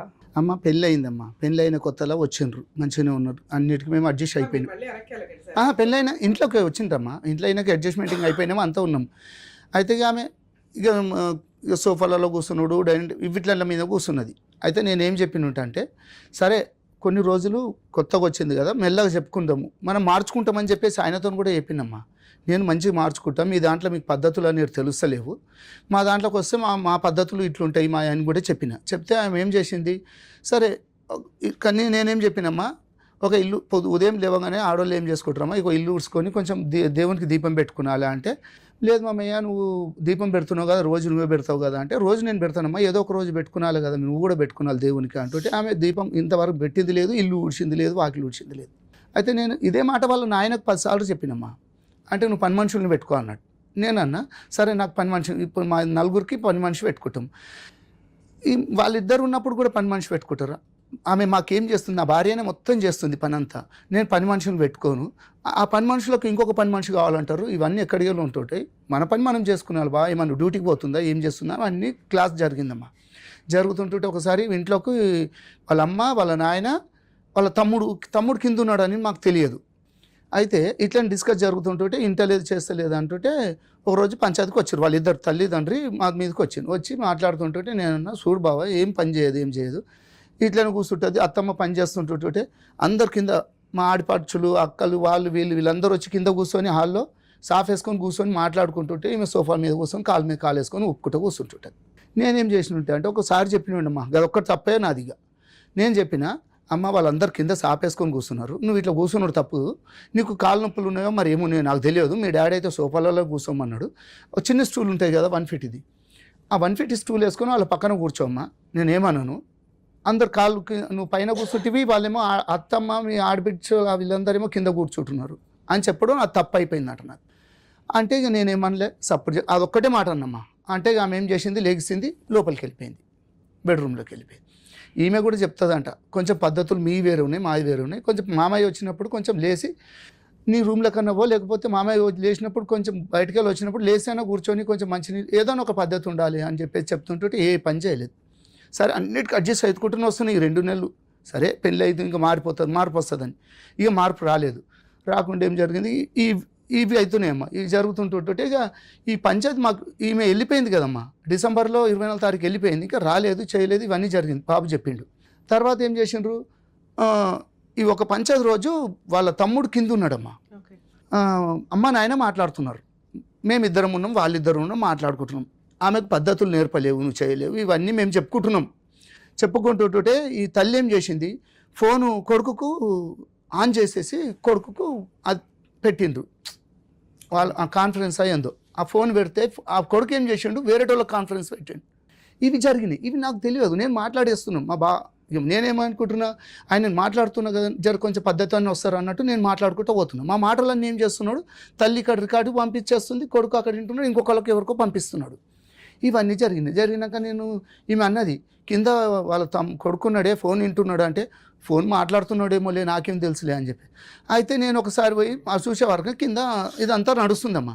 నడుస్తుంటుంటే నేను ఒకటే చెప్పేసిన, చూడమ్మా ఫోన్లు అట్లా పెట్టేసేసి ఇట్లా వినిపించుడు తప్పు, నువ్వు పెద్దదానివి, నీ కొడుకుకి వినిపిస్తున్నావు, నీ కొడుకు పోయి ఇంకొకరికి వినిపిస్తుండే, ఈ కాన్ఫరెన్స్ దేని గురించి పెడుతుంది మీరు అంటే మమ్మల్ని మనం చేద్దామని ఆశ అని చెప్పేసి నేను అదే రోజు అడిగితే అతను పైకి వచ్చిండమ్మా. పైకి వచ్చేసి, ఏం డాడీ మీది ఎప్పటికి ఇదేనా, పంచాయతీలు లొల్లి లేనా, పెళ్ళి ఎన్ని రోజులు అయింది అది ఇది అని చెప్పేసి అంటే, నేను 23 చిన్నవాడు. అయితే ఏంది ఇట్లా మొత్తం ఇట్లా రుబాబ్గా వచ్చేసిండమ్మా, ఒక గుండాయిజం లాగా ఉంటాడు అతను మనిషిని. అంటే నేను అతనితోనే మాట్లాడలే. ఒకసారి మా మిస్సెస్ని తిట్టిపాడేసిండు. అప్పటి నుండి నేను అతనితో మాట్లాడా. అతను కూడా చెప్పిన, వాళ్ళ డాడీకి కూడా చెప్పిన. అతను మాటలు కొడితే 2 months మ్యారిటల్ రిలేషన్ లో ఇంత గొడవలు చేసిండ్రమ్మా. ఏమి అన్నిటి కొత్తుకుంటూ పోయినా నేను వద్దు వద్దు వద్దు వద్దు అనేసి. ఇంతవరకు నేను అయినా ఇప్పటి కోపికతోనే ఉన్నానమ్మా. సార్ ఇప్పుడు మీకు కోడలు కావాలా? నేను కావాలనే చెప్తున్నాను, కావాలని చెప్తున్నాను. స్టేషన్ లో కేసు ఎఫ్ఐఆర్ అయిందా? ఎఫ్ఐఆర్ ఎట్లా చేసిర్రు? బెయిల్ ఇచ్చారా? స్టేషన్ బెయిల్ అయితే ఏం లేదు. ఎఫ్ఐఆర్ అయిందమ్మా, అంతవరకే వచ్చింది. అయితే మాకేం జరిగింది, ఒకసారి కౌన్సిలింగ్ జరిగింది కదమ్మా, అక్కడ కూడా 30 మందిని పెద్ద మనుషుల్ని పెట్టుకున్నామమ్మా. ఒక వాళ్ళ బాబాయ్ వాళ్ళు ఒక లాయర్లు వాళ్ళు కూడా వచ్చిర్రు. అయితే మనకు మా నుండి నేను కులపొల్లని, తర్వాత మా అక్కజలని, వీళ్ళు మాదొక 20 మంది, మేము వాళ్ళు 30 మంది వచ్చినామమ్మ. వచ్చి ఒక టెంపుల్లోని కూర్చున్నాం, ఏడ గొడవలు అయితే చేస్తాయి అన్నట్టు. అయితే కుర్రోడు ఏం చేసిండు, ఆల్రెడీ కొంతమందిని బయట పెట్టుకున్నాడు. ఇక మేము అవన్నీ మాకు వద్దులే అనేసి అదేదో మాట్లాడుకుంటాం, మేము ఇది చేసుకుంటాం. అమ్మాయి కావాలని చెప్పేసి మేము అందరం 11 గంటలకు మాకు టైం చెప్పిండమ్మా. 1:30కు వచ్చారు వాళ్ళు. మాకు ఆకలి అయిపోతుంది, వాళ్ళు తినేసి మెల్లగా వచ్చారు. 1:30 ఒక టైం చెప్పారు, ఒక టైంకి వచ్చారు. అయినా నేను ఓపికతో అందరం బిస్కెట్లు తిన్నాం, కూర్చున్నాం. అయితే మాట్లాడుతప్పుడు పెద్ద మనుషులు మాట్లాడుతుంటుంటే కొడుకు తండ్రి ఇంతమంది ఉన్నామమ్మా. పిల్లగాడు నా కొడుకు మీదకి ఏం రా లంజోడక ఏమో మాట్లాడుతున్నావు అని చెప్పేసుకుంటే పైకి వచ్చేసేసి. పెద్ద మనుషులు పంచాయతీ ఇంతమంది ఉన్నారు, 30 మంది ఉన్నారు. నాకు అప్పుడు ఆవేశం ఆగలేదమ్మా. నువ్వెవడివిరా నువ్వు, అసలు నా కొడుకు మీదకి ఎట్లా వస్తున్నావు? ఇంతమంది 30 మంది ఉండగానే నా కొడుకు మీదకి వస్తున్నావు, నా కొడుకుని చంపుతావు రేపు పొద్దున, నేను పోలీస్ స్టేషన్లో కంప్లైంట్ పెడతాను నేను అని చెప్పేసి. అంటే వీళ్ళందరూ ఏమన్నారు, ఇవి పంచాయతీలా ఇప్పుడు మీరు ఈ లొల్లులు చేసుకొని వస్తారా, మాట్లాడినుకున్నారా అంటే నన్ను కొంచెం బయటకు పోమన్నారు. నన్ను మా బాబుని బయటకు పోయినాక మాట్లాడిరు. వాళ్ళు ఏం మాట్లాడుకుర్రో ఏం కథనో అన్నారు. తర్వాత ఏమన్నారు, ఇక ఎంత చేసినా ఏం చేసినా అమ్మాయి మీ దగ్గర ఉండే పొజిషన్ లేదు, ఉండనని చెప్పిందమ్మా. మా ముంగటే అన్నది. అడిగినాం, మీకు ఏంది మీకు అంటే, మాకు అమ్మాయి అయితే కావాలని నేను అన్నామమ్మా. అమ్మాయి కావాలి, మాకు పెళ్ళి 2 నెలలు కూడా కాలేదా, మా పిల్లగాంది ఏంది ఇది 2 నెలలకు నేను పెళ్లి చేసుకుని 25-30 లక్షల రూపాయలు ఖర్చు పెట్టుకున్నా. ఎంత గొడవ జరిగి అబ్బాయిని కొట్టి ఎవరైతే బామ్మరిది కొట్టడానికి వచ్చాడు, కొట్టలేడు. అంత దూరం వచ్చిన కేసులు, మీ వైఫ్ ని తిట్టి, ఈయన్ని తిట్టి, మిమ్మల్ని తిట్టి, ఇలాంటి కేసులు అయినా ఇంకా అమ్మాయి కావాలనుకున్నారా? అమ్మాయి అంటే మారుతుంది అని చెప్పేసి మొన్న ఎప్పుడైతే పోలీస్ స్టేషన్లకు మాకు ఇవన్నీ జరుగుతున్నాయో, ఇక మాకు ఎప్పటికునేది టార్చర్ ఏమో. సరే, ఫుల్ అండ్ ఫైనల్ సెటిల్మెంట్ మాట్లాడుకోపోయారు? అడిగాం మేడం. మాట్లాడితే తర్వాత వాళ్ళకి ఒక దగ్గర 80 lakhs దాకా అప్పులు ఉన్నాయి. ఆ పైసలు డిమాండ్ చేస్తారు. ఫస్ట్ ఏమో 50, అట్లా 50, 100, ఫస్ట్ ఏమో 75 lakhs అడిపించారు, దాని 50 అడిపించారు. మళ్ళీ ఇంకొకళ్ళు వచ్చి మా ఇంటికి వచ్చి సెటిల్మెంట్ మాడితే వాళ్ళ తప్పు అని చెప్పి వాళ్ళని తిట్టేసారు. అక్కడ నుంచి 25కి వచ్చారు. మళ్ళీ ఇంకొక ఏరియా పెద్దవాళ్ళు ఇప్పుడు అవుతుంటే అతను పెద్ద మనిషి వచ్చేసరికి ఆయన కూడా వాళ్ళ తప్పు అన్నందుకు మళ్ళీ లాస్ట్కి వాళ్ళు ఇప్పుడు ఎంత 20కి వచ్చారు. నేను ఒకటే అన్నా 9 రూపాయి అయితే ఇచ్చేది లేదు, మా తప్పులు లేవిడ, అందరు తెలుసు కాబట్టి తప్పులు మీ ఉన్నాయని చెప్పేసి మీకు సపోర్ట్ చేయకుండా నీ పిఎస్ ఇది ఫుల్ అండ్ ఫైనల్ సెటిల్మెంట్. మరి మీకు రావాల్సిన ఎంత ఉన్నాయి? నాకు ఓవరాల్ వచ్చేదైతే అందులో ఏం చేసిండమ్మా, మాకు ఒక 5 లక్షల రూపాయలు ట్రాన్సాక్షన్ చేసిండమ్మా. అంటే 5 లక్షలు ట్రాన్స్ఫర్ చేసిండు. ఏది నాకు ఫస్ట్ ఇచ్చిన అమౌంట్ ఉంది కదా, అది పెళ్ళి అయినాక 1 week 15 days నాకు అమౌంట్ ట్రాన్స్ఫర్ చేసిండు, నా అకౌంట్లోకి ట్రాన్స్ఫర్ చేసిండు. నేనేమన్నా అంటే, చూడు బావా, ఇది నాకు ఇచ్చింది, నేను ఇచ్చిన అమౌంట్కు నువ్వు ట్రాన్స్ఫర్ చేసారు అని మీరు అనుకుంటే అట్లా వాళ్ళే ఉద్దేశంతో ఇచ్చారు? అది అడగాలి. నేను అదే అడిగినమ్మా. అది అడిగితే ఆయన ఏమంటాడు, నీ పైసలు నేను తర్వాత ఇస్తా, ముందైతే ఇవి పెట్టుకోను. ఆయన దృష్టిలో మీ దృష్టిలో క్లారిటీ వచ్చేసింది ఏమని, ఇదైతే ఫస్ట్ ఉంచుకో, దీనికి అప్పుకి సంబంధం లేదు, అవి తర్వాత ఇస్తాను, ఇవి పెళ్లి ఖర్చులు కొంచెం అన్నట్లే చెప్పాను అన్నాడు. అంటే నేనేమన్నుంటి, అయితే ఇది జరిగింది కదమ్మా, పెళ్ళి అయిపోయినాక ఇవి పంపించి నేను ఊరుకున్నా. మామూలుగా మళ్ళీ ఇంకా కొన్ని డబ్బులు అడుగుతుంటే ఆ డేట్లతో సహా నేను నా దగ్గర అవి ఇచ్చుకుంటూ వచ్చినట్టు. ఒక రోజు ఏం చేసిండు అంటే, లాస్ట్ ఫైనల్ పేమెంట్ అమ్మ ఇది ఒక 1,50,000 కావాలని చెప్పేసి కూర్చున్నాడు. నాకు ఇట్లా మెడ మీద కత్తి ఉంది, ఇప్పుడు నేను చచ్చిపోతాను బావా, నేను ఏం చేయాలి, నేను ఊరేసుకొని చచ్చిపోతా, అది ఇది అన్నాడు. అంటే దేని గురించి బావా అంత ప్రెజర్ ఎందుకు చేసుకుంటున్నావు నువ్వు, నీ జీతము నువ్వు ఒక హై లెవెల్ ఆఫీసర్వు, మీకు ఎందుకు ఇంతగానం టెన్షన్లు పడుతున్నావు ఓకే అంటుంటే, లేదు బావా నాకు ఇక అలా దాంట్లో డిపార్ట్మెంట్లో చేస్తే ఒక అతను శ్యామ్ అని చెప్పేసి ఉన్నాడంట, అతని దగ్గర కొంచెం అమౌంట్ తీసుకున్నాడంట. పోలీస్ స్టేషన్ లో ఫుల్ అండ్ ఫైనల్ సెటిల్మెంట్ కి వాళ్ళ దగ్గర నుంచి ఒక ప్రపోజల్ వచ్చింది. మీరేమన్నా ఒక చిన్న ప్రపోజల్ ఇచ్చి వదిలించుకుందాం అనుకుంటున్నారా? దానికోసం ఆగొచ్చు కదా, ఇక్కడ దాకా ఎందుకు వచ్చారు? యాక్చువల్లీ పంపించాక వాళ్ళు వద్దని చెప్పేసి మళ్ళీ పోలీసు వాళ్ళతో డిమాండ్ చేపిస్తారు మేడం. అవును, కేసు నన్ను రిజిస్టర్ అవనే. నన్ను చంపేస్తా నాకు ఫోన్లు చేపిస్తారు. ఇక్కడికి వస్తే ఏం జరిగిద్ది అనుకుంటున్నారు మీరు? ఇక్కడ ఏమి అంటే నాకు ఏదైనా న్యాయం జరుగుతుందేమో న్యాయస్థానం నుండి అనేసి అది ఒకటే జరుగుతున్నదమ్మా. నాకు న్యాయస్థానం నుంచి న్యాయం జరగాలంటే అడ్వకేట్ దగ్గరికి వెళ్తే సరిపోతుంది కదా. అడ్వకేట్ వాళ్ళకి కూడా మేము మాట్లాడుతున్నామమ్మా. ఎందుకంటే ఇప్పుడు పిఎస్లకు పోయినరు కదమ్మా, మా మీద అందరి మీద నేను మా కూతురు కూడా టార్చర్ చేసింది అన్నట్టు పెట్టిర్రు. మాకు భయం అయిపోతుంది, ఎందుకంటే ఆయన డిపార్ట్మెంటు తర్వాత ఆయన వెనకాల పెద్ద పెద్దోళ్ళు ఉన్నారు. మాకు కనీసం ఇట్లనన్నా మాకు కొంచెం సేఫ్టీ ఏమన్నా, మాకు ఏదైనా అదే ఏమంటారు రక్షణ ఏమన్నా కలుగుతుందేమో అన్నట్టు, మాకు రేపొద్దున మమ్మల్ని వేరేటోళ్ళు ఇబ్బంది పెట్టొద్దు అన్నట్టు నేను ఇట్లా వచ్చినానమ్మా. సో ఇక్కడ ఈ వీళ్ళ స్టోరీ వింటే మీకు కొంత అర్థమై ఉంటుంది. రోజు మనం ఎపిసోడ్స్లో రెగ్యులర్గా చెప్పుకుంటూనే ఉన్నాం, మ్యారిటల్ రిలేషన్ నిలబడుతుందా లేదా అనేది నీటి మీద బొడగలాగా అయిపోయింది ఈ రోజున పరిస్థితి. దీనికి pre wedding shoots, grand marriage, విచ్చలవిడి ఎక్స్పెన్సెస్, అది అబ్బాయి తరపు వాళ్ళు పెట్టుకుంటున్నారు, అమ్మాయి తరపు వాళ్ళు పెట్టుకుంటున్నారు. లీగల్గా ఏం చెప్తున్నాం? రిజిస్టర్ మ్యారేజ్ చేసుకోండి, ఇటు 10 మంది అటు 10 మంది, తర్వాత రిసెప్షన్ పెట్టుకోండి, ఇద్దరు ఈక్వల్గా వేసుకోండి, ఇది లీగాలిటీ. అలా చేయంగా మనం సాంప్రదాయం ఒకటి ఫాలో అవ్వాలి, అది పర్ఫెక్ట్. సాంప్రదాయం ఫాలో అయ్యేటప్పుడు అది కూడా రీజనబుల్గానే ఉండాలి. సాంప్రదాయపరమైన ఎక్స్చేంజ్లు ఏమన్నా జరిగితే అది డౌరీ కాకుండా, బట్టలు మేము 50,000 పెట్టామండి, వాళ్ళు ఒక రింగ్ పెట్టారు, మేము రింగ్ పెట్టాం, మాకు పెళ్లి ఖర్చులు ఇంత అయింది, వీళ్ళకి రిసెప్షన్ ఖర్చులు ఇంత అయినాయి, ఇవన్నీ కూడా కోర్టు సాంప్రదాయ ఎక్స్చేంజ్ల కిందే చూస్తుంది. అంతే తప్ప అది డౌరీ ట్రాన్సాక్షన్ల కింద వాళ్ళు వాడుకున్నా కూడా కోర్టు ప్రాపర్గా, వాళ్ళకి సాంప్రదాయాలు తెలుసు కదండి, ఏ జడ్జి ఎక్కడ నుంచో రారుగా, అందరూ మనలాంటి వాళ్ళమే జడ్జెస్ అవ్వడం చదువుకొని ఇట్లా అవుతుంది కాబట్టి వాళ్ళకి అన్నీ తెలుసు. డౌరీ అని ఎప్పుడు వస్తుంది అంటే ఆ పెళ్లి టైంకి పెద్ద మనుషులతో మాట్లాడుకుని ఉంటారు, మేము 30 లక్షలు 20 లక్షలు 10 లక్షలు, ఆ 10 లక్షలు అకౌంట్ ట్రాన్సాక్షన్ లేకపోతే పళ్ళాల్లో పెట్టి ఇవ్వడం ఇలాంటివి జరుగుతుంటాయి. అవి కూడా రీజనబుల్గా ఉండి ఫర్దర్గా ఎటువంటి హెరాస్మెంట్లు లేకపోతే దాన్ని కూడా పెద్దగా కన్సిడర్ చేయరు. కానీ ఇక్కడ అటువంటి డౌరీ ట్రాన్సాక్షన్స్ ఏమీ లేవు. మాట్లాడుకునే మాటలు మాత్రం హైప్ రేంజ్లోకి వెళ్ళినాయి. సో పెళ్లి ఖర్చులు పెట్టుకునేటప్పుడు అది అబ్బాయిలైనా అమ్మాయిలైనా ఆలోచించుకోండి, గోడకేసిన సొన్నం. అవి అబ్బాయిల దగ్గర నుంచే వసూలు చేస్తాము అంటే కుదరదు. ఎందుకు అంటే మీరు గ్రాండ్గా పెళ్లి చేసుకుంటున్నారు, మీ ఇష్టం కోసం, మీ సంతోషం కోసం చేసుకుంటున్న సెలబ్రేషన్ 10 మందిని పిలిచి వాళ్ళ బ్లెస్సింగ్స్ తీసుకోవడం కోసం జరిగేది. లేదు మేడం వాళ్ళు గ్రాండ్గా చేయమన్నారు, 2000 మందిని పిలిచారు అంటే మీరు అప్పుడే చెప్పుకోవాలి. ఆ రోజు ఆ అబ్బాయి కుటుంబం, అబ్బాయి వెనకాల ఆస్తో, అబ్బాయి ఫైనాన్షియల్ బ్యాక్గ్రౌండో జాబో చూసి ఇష్టపడి చేసేస్తూ తర్వాత కేసులు వేయాల్సి వచ్చినప్పుడు వాటిని వాడుకుంటే మీ క్యారెక్టర్స్ పర్ఫెక్ట్గా సెట్ కావు. 1కి 10 సార్లు పెళ్ళి టైములోనే కరెక్ట్గా మాట్లాడుకోండి. అందుకే చెప్తున్నాను, అది అబ్బాయిలు పెట్టినా అమ్మాయిలు పెట్టినా మ్యారేజ్ ఎక్స్పెన్సెస్ చెప్పుకోవడానికి బాగుంటాయి, ఎంత లాస్ అయిందో అయ్యో పాపం అని అనుకోవడానికి బాగుంటాయి తప్ప కోర్టు నుంచి రికవరీ చేసుకోవడం కుదరదు. మరి ఏం రికవరీ చేసుకోగలం?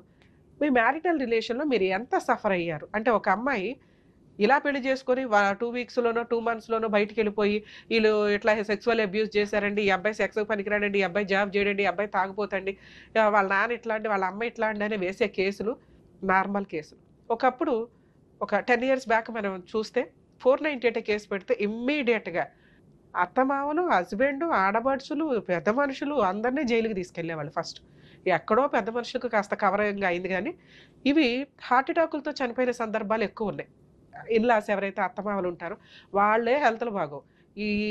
ఒకప్పుడు మనం పోలీస్ స్టేషన్ కోర్టు అంటే ఒక అవమానంగా ఫీల్ అయ్యే స్టేజ్, మనకి ఎప్పుడైనా అన్యాయం జరిగితే వెళ్ళే స్టేజ్ నుంచి టైం పాస్కి పెళ్లి చేస్తే పోలీస్ స్టేషన్కి వెళ్ళే సిచ్యుయేషన్లోకి, ఆ జనరేషన్లోకి మనం వచ్చేస్తాం. సో ఈ కేసులన్నీ మిస్యూజ్ అవుతున్నాయని సుప్రీంకోర్టు నెంబర్ ఆఫ్ కేసులను ఎవిడెన్స్గా తీసుకొని ఆ అరెస్టుల్లో ఏమీ 41 నోటీస్ ఇవ్వండి వీళ్ళకి అంటే station bail. Below 3 years punishment ఏ కేసులకి కూడా స్టేషన్ బెయిల్ ఇవ్వాల్సిందే, పోలీసులు అరెస్ట్ చేయడం కుదరదు. 498 కేసు కూడా అదే. ఇక్కడ వాళ్ళు మాట్లాడుతున్న ఎలిగేషన్స్ అవి ఎలిగేషన్స్ కిందే పనికొస్తాయి. వీళ్ళు చెప్పిన కేసు కొన్ని లక్షల మందికి రిప్రజెంటేషన్ అని అనుకోండి. ఎందుకంటే ఆ అబ్బాయి మ్యారేజ్ అయిన 1 yearలో ఒక అమ్మాయి చేతిలో మోసపోయిన వ్యక్తి అని అతని ఫీలింగ్. అలాగే ఆ అమ్మాయి పోలీస్ స్టేషన్కి వచ్చి ఒక కుటుంబం చేతిలో, ఒక హస్బెండ్ చేతిలో మోసపోయాను 2 monthsలోనే అని ఆవిడ ఫీలింగ్. నిజాలు ఏంటి అంటే కోర్టు దాకా వచ్చినప్పుడు కొంతకాలం నడుస్తుంటే తెలుస్తుంది. మరి 2 months 1 year మ్యారిటల్ రిలేషన్కి మన ఇండియన్లో కోర్టు సిస్టమ్ అనేది 3 to 5 years పడుతున్నాయి కదా. మరి వీళ్ళ వాల్యుబుల్ ఏజ్ ఇవంతా కూడా మిస్ అవుతూ ఉంటాయి. అందుకే మేబీ మనకు కూడా ఈ కామన్ కోడ్ కానీ ఇవన్నీ వచ్చినప్పుడు వీటిని బిలో 2 years కేసులన్నింటినీ అంటే బిలో 2 ఇయర్స్లో విడిపోయే కేసుల్ని ఒక రకంగా ట్రీట్ చేయడం ఇవన్నీ కామన్గా వచ్చినప్పుడు ఈ మ్యారిటల్ డిస్ప్యూట్స్కి సంబంధించి సఫర్ అయ్యే వ్యక్తుల్ని ప్రొటెక్ట్ చేయగలుగుతాం మనం. ఇక్కడ అమ్మాయికి ఇప్పుడే పెళ్లి చేసుకోవడం అవసరం లేకపోతే ఖచ్చితంగా కేసు చాలా సంవత్సరాలు నడిపించడానికే చూస్తుంది. కానీ 2 months మ్యారిటల్ రిలేషన్ కేసులో ఒక ఆడపిల్లని ఇస్తున్నప్పుడు కానీ ఒక మగపిల్లాడిని పెళ్లికి కూర్చోబెట్టేటప్పుడు కానీ దయచేసి బోత్ సైడ్స్ పేరెంట్స్ని రిక్వెస్ట్ చేస్తున్నాను, ముందు పెళ్ళంటే ఏంటి, ఒక పార్ట్నర్ మనల్ని నమ్ముకొని మన ఇంట్లోకి వస్తుంటే లేదా మనం ఒక పార్ట్నర్ని తెచ్చుకుంటుంటే ఆ అమ్మాయితో ఎలా బిహేవ్ చేయాలి, ఆ హస్బెండ్తో ఎలా బిహేవ్ చేయాలని బేసిక్ నేర్చుకోండి. ఏమీ నేర్చుకోకుండా అమ్మ వాళ్ళ ఇంట్లో కాలు మీద కాలు వేసుకొని పాలు తాగేసి నిద్రపోయి వీళ్ళేమో నెట్లో ఎత్తుకుంటూ ఇంతే కాదు, ఇది కాదు లైఫ్. ఒక అమ్మాయి ఆ ఇంటి మహాలక్ష్మి, ఆడపిల్ల అంటేనే మహాలక్ష్మి, ఇంకంతే. అలాంటి మహాలక్ష్మి మన ఇంటికి వాళ్ళు పంపిస్తున్నారు, ఆ మహాలక్ష్మి ఈ ఇంటికి మళ్ళీ మహాలక్ష్మి అవ్వాలి.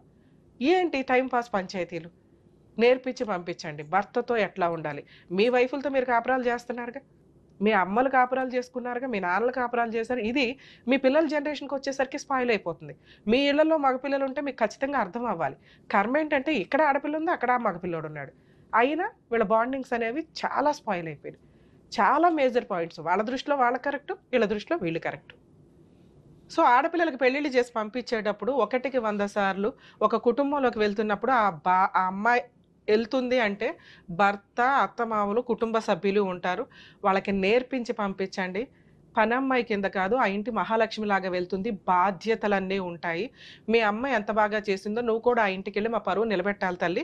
పని ఇక్కడ కాలు మీద కాలు వేసుకొని కూర్చొని పాలు తాగినా కూడా అక్కడికి వెళ్ళి ఆ పాలు నువ్వే కాసి ఆ కుటుంబ సభ్యులందరికీ ఇవ్వాలి, వాళ్ళ కుటుంబ గౌరవం నీ మీద ఆధారపడి ఉంటుంది అని నేర్పించి పంపించండి దయచేసి. కాపురాలు నిలబడాలి అంటే, ఎందుకంటే కొంతకాలం తర్వాత పెళ్ళిళ్ళు చేసుకోవడానికి భయపడి ఎవరూ పెళ్ళిళ్ళు చేసుకోరు. అలాగే ప్రెగ్నెన్సీలు వచ్చినప్పుడు ఈ తింగర మాటలు కొన్ని నడుస్తూ ఉంటాయి ఇష్టం లేకపోతే. సో అది ఓకే, అది వాళ్ళ పర్సనల్ విషయం. కానీ కంటిన్యూ అయ్యే ఉద్దేశం ఉంటే పిల్లలున్న కేసుల్లో అన్నెసరీగా విడిపోవద్దు, 100% కలిసి ఉండడానికే చూడండి. ఇక అబ్బాయిల విషయానికి వస్తే, ఒక పిల్ల 20 ఏళ్ళు 25 ఏళ్ళు ఒక ఇల్లు అలవాటైపోయి, చుట్టాలు అలవాటైపోయి మన ఇంట్లోకి వస్తుంది. మనం అందరం కొత్త వాళ్ళమే, ఒక్క హస్బెండ్ తప్ప. హస్బెండ్లు చేసే మేజర్ మిస్టేక్స్ ఏంటంటే, అమ్మ ఏమనుకుంటుందా, నానేమనుకుంటారా అని ఆ అమ్మాయితో టైం స్పెండ్ చేయరు, ఆ అమ్మాయితో మాట్లాడరు. వీళ్ళు ఒక గ్రూప్ వేసుకొని హాల్లో కూర్చొని మాట్లాడుకోవడము. ఆ అమ్మాయి కొత్త అమ్మాయి, కలవడానికి మీ మాటలు వినటానికి ఆ అమ్మాయికి 2-3 ఇయర్స్ పైనే పడుతుంది. అటువంటి అమ్మాయి వన్స్ కోడలుగా వచ్చినాక మన ఇంట్లో పని అమ్మాయిలాగా ట్రీట్ చేసేయాలి అని అనుకుంటే మీ చుట్టాలతో కలవడం అమ్మాయికి కుదరదు. మీ పోసిబుల్ కబుర్లు అమ్మాయికి అర్థం కూడా కావు. ఆ అమ్మాయికి ఫస్ట్ వ్యక్తి భర్తతో కొంచెం టైం మాట్లాడగలదు, మిగతా టైం ఏం చేయగలదు అంతవరకే.